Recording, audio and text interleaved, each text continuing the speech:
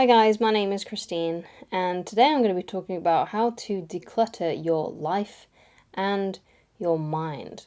Okay, so sometimes when we have a lot of thoughts, when we're really disorganized, everything feels like a mess, like in general, there are some things that you can do to have like a bit of an internal clean out in your head, and obviously it's also a good idea to have an external clean out as well.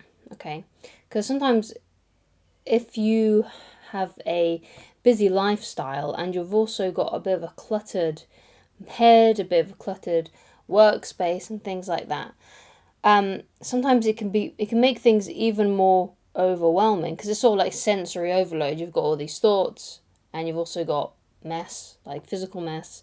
So it's a good idea to have a cleanse every now and then, right? And sometimes I think it's a good idea to do some of these things that I'm going to suggest every day.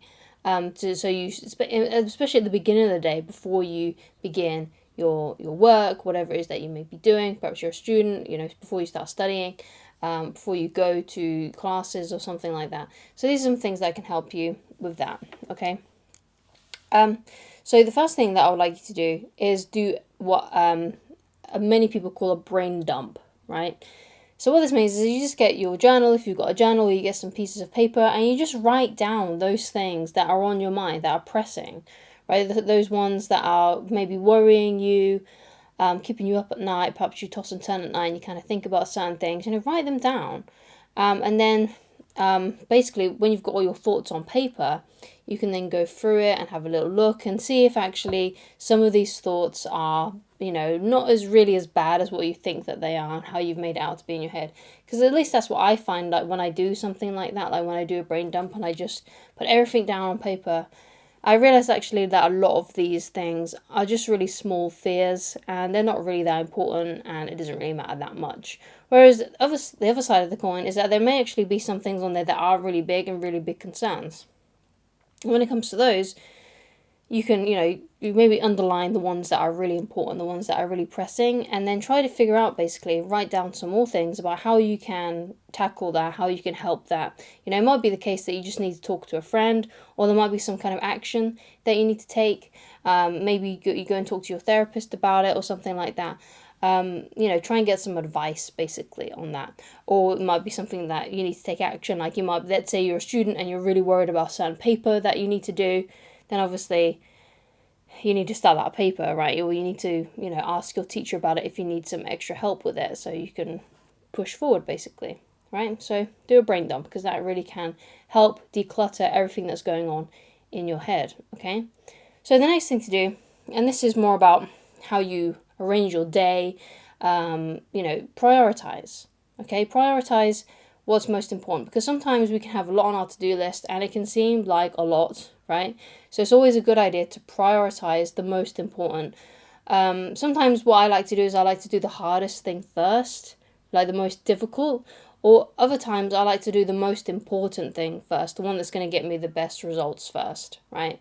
So it's all about prioritizing. Obviously you want to arrange it in a way that's, beneficial to you, that you feel is going to help you the most, right? So prioritize your day, things that you need to get done, things that you need to tackle, especially when these are things like things that you do when you're physically at work or things you need to do when you get home. It depends on what you're actually struggling with because you might have like a really easy job. You know what you're doing. You don't really need to prioritize that much because let's say you've got like a manual labor job, you've got a physical job, so there's not really much you need to do in that kind of sense. You just got to show up to work basically and do the job. But if you've got things that you need to do when you're at home, let's say you've got your own like online business or something like that, or there's something else that you're trying to work on, like some kind of project, then prioritize the most important thing to do for that first. And then once you get the ball rolling, you'll get into some momentum. So once you start working, you've been working on it for like about 20 minutes, then you'll start to be able to do the rest that's on your list if you've got a bit of a long to-do list because it kicks you into action, right? There's the old saying that things that are in motion tend to stay in motion, right? So if you start taking action, it's more likely that you're going to take more action and you're just going to keep on going, and then by the time you know it, you've done everything on your to-do list, or at least the most important things, okay? So another thing that can really help, which is make time for self-care, okay? Now, by self-care, I don't mean taking many days off, because sometimes I think a lot of people are like, oh yeah, have a self-care day, but basically what ends up happening is they just sit and watch Netflix or something like that. That's not what I mean by self-care.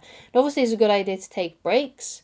It's a good idea to have a day there and there, here and there, so that you can, rest and recuperate and things like that. Sometimes that is necessary. It's okay to take a vacation with your family and things like that. Obviously that's fine, right? But you don't want to be taking endless days off, because basically what they'll actually do is that'll be counterintuitive, right? So what I mean by self-care is, yeah, sometimes occasionally take some respite, right?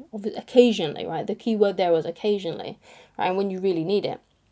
But really what I mean by self-care is doing things that make you feel better, right? So for me, sitting on the sofa and watching Netflix all day would not make me feel good, or sitting and playing video games all day would not make me feel good. It'll make me feel even more sluggish, and it'll make me feel even worse about myself, right? So how I self-care is I either do some physical activity, so go for a walk, or I exercise at home or something like that. Do some physical activity, eating healthy, eating a good nutritious meal like some salad, and stuff like that, and the vegetables, something very, and got some protein in there as well, some nice sort of like healthy meal, not too many carbs, because for me personally, I don't do well with carbohydrates like breads, rice, pasta, potatoes. Those really sit really heavy on me, and when I eat too many, I actually gain quite a lot of weight. Whereas if I have like more of a keto diet, or I stick to like a Mediterranean kind of style diet, that makes me feel the most refreshed and the most healthy, right? So you got to figure out what works for you, because what works for me is not the same for everyone else. Like, you might not be bothered at all by carbohydrates, at least like refined carbohydrates, like white bread and things like that. Right, so eat something healthy, eat something nutritious, that is good for you, that makes you feel good, that makes you feel healthy, right? So another thing is, to bathe, maybe have a bath. Right, baths are nice and relaxing. Also, I think there was some kind of study done saying that if you have like a nice hot shower, or you have a hot bath. Unfortunately, I can't do that right now, and people that are new to my channel may not know the reason why, but people who have stuck around for a long time will probably know why. But I can't have hot baths right now. But having a hot bath is actually there was a study done, and basically it can really like lower stress. Like if you're feeling stressed, have a bath, because that can calm you down. So that's something else. And also obviously bathing and taking care of yourself, being clean, having a wash, it really helps, right? It makes you feel good about yourself. Because there are some people out there, unfortunately, that feel so low, that struggle so much with their mental health, that they don't brush their teeth, they don't wash their hair, they don't bathe regularly, right? And sometimes hardly ever, right? So that's the reason I say that. If you just do those simple things, those self-care things, like that, right? Like just washing, you feel better about yourself, right? And obviously other people respond to you better because you smell good, you smell clean, okay? And it's just an all-round good thing for everybody involved, okay? But I understand, like if you are struggling with mental health issues, I'm not a medical professional, okay? So please do seek medical, health advice from a medical professional, right? Because you may need extra assistance, like you might need therapy, you might need a counselor, something like that, okay? So another form of self-care is like meditation. And if you're not really that happy with meditation, if you're not that good at meditation, then I recommend something like journaling. Ideally, it would be good if you could do both, if you could meditate and do some journaling. And journaling is not really the same as a brain dump, although you can use your journal for that. When you're journaling, you basically just want to write down your thoughts and your feelings, and sometimes you even write down your goals and stuff like that. You just kind of like write down, how things are going and you're kind of checking in with yourself. And sometimes that can be a good form of self-care as well. What I always like to do in journals as well is I like to write down my goals. And, I like to write them down almost daily, because it really reinforces the things that I want to achieve and all that kind of stuff. And it can really motivate you. Like journals can be really good self-motivators.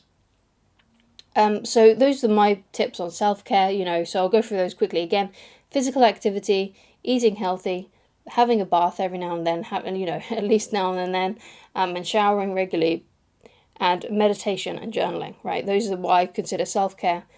not taking days off, having a Netflix day, or eating junk food, right? Even though those things, you can do those things, but it's not really self-care, because you're probably not going to feel great by the end of the day if you've done that all day. That's just my point of view on that. So when it comes to, your physical environment, sometimes it's good to organize that, because it can really help declutter your brain and the sensory overload basically that you may have. So if you've got a desk, try and make it nice and tidy. Like, it shouldn't take too long. It should take a minute for a desk, for a regular sized desk. It should take like 5 minutes to just tidy it up a little bit. Right? It shouldn't take too long. You can put on some music. You might be able to get it done in just one song. So just do that. And maybe if you want as well, if there's a bit of dust, you can just dust it a little bit too. Obviously, if you've got like a whole room, or you've got a house that you need to organize, it's good to do that as well. So try and get things nice and tidy and organized, because you will feel better about yourself. Even if you only have time to do something like that for a couple of hours once a week, it's always a good idea to do that kind of thing, because it does help declutter your brain. It does make you feel better about yourself. It does make you feel more clean. It does make you feel more refreshed. And obviously, a tidy room, a tidy house, and it equals to a tidy mind. And I actually really do strongly believe that. So thank you so much for watching. If you'd like to get in touch with me personally, or you'd like coaching with me, then please go to www.christineloveridge.com, and I shall talk to you again very soon. Goodbye.